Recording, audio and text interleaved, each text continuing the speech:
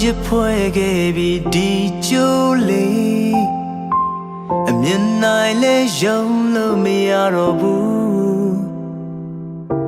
သူဆွေငယ်အားလွယ်မရနိုင်လို့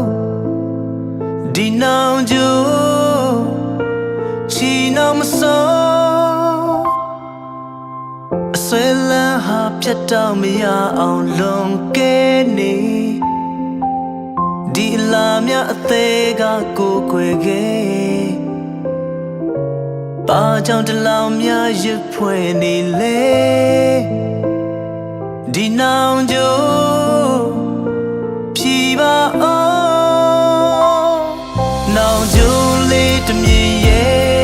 မင်းကမသိပေမဲ့အိမ်မလာလာမမဲကိုမင်းနဲ့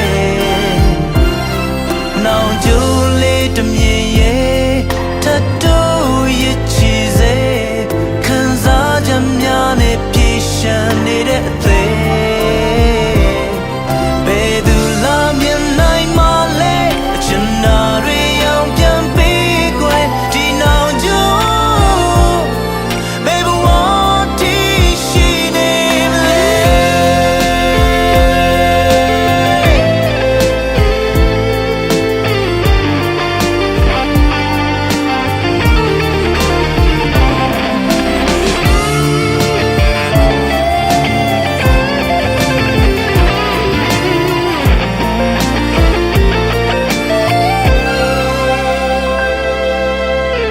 ရိတ်တစ်ခုလို့တန်တာမှုဟာပြင်မရခဲ့ဒီရင်ထဲမင်းတယောက်တည်းကိုပဲ